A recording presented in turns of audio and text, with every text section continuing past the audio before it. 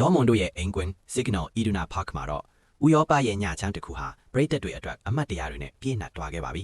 ။နီးပြနီကိုကိုဗက်ရဲ့လက်အောက်မှာဒေါ်မွန်တို့ဟာအီတလီမြေကလာတဲ့အာတလန်တာကိုအိမ်ကွင်းမှာအကွက်ကြကြနဲ့ဧကန်သွားခဲ့တာပါ။ခန်းစစ်ကလည်းကြောက်ဆောင်လို့ခိုင်မာတယ်လို့တိုက်စစ်ကလည်းအခွက်အရေးကိုအမိအရာအသုံးချနိုင်ခဲ့တဲ့ပွဲတစ်ပွဲပဲဖြစ်ပါတယ်။ပွဲစားတာနဲ့ဒေါ်မွန်တို့တရှိန်ထိုးတိုက်စစ်ဆင်ခဲ့ကြပါတယ်။ဂျူလီယန်ရိုင်ယာဆန်ကအကွက်မီမီနဲ့ဖြတ်တင်ပေးလိုက်တဲ့ဘောလုံးကိုတိုက်စစ်မှုကူရက်စီကအမှားအယွင်းမရှိခေါင်းတိုက်သွင်းယူပြီးပွဲကိုအမြန်ဆုံးဥဆောင်ပေးခဲ့ပါတယ်။ဒီအတွက်ဖက်ကတော့ဒီယာဘီမှာဒေါ်မွန်ရအန်ဒီရဲ့အရှိဆုံးလက်နက်တစ်ခုဖြစ်နေတာအသေးချပါပဲ။မက်ဆီဘိုင်ယာကလည်းဒုတိယကိုရဖို့နီးစပ်ခဲ့ပေမဲ့သူ့ရဲ့ကန်ချက်ကဂိုးပေါက်သေးမှုဝင်ပဲကင်မရာမန်ဘီလိုကိုသွားမှန်ခဲ့လို့ပရိသတ်တွေရင်တမမဖြစ်ထရပါသေးတယ်။ပထမပိုင်းမပြီးခင်မှာပဲဒေါ်မွန်တို့ထပ်မံအောင်ပွဲခံနိုင်ခဲ့ပါတယ်။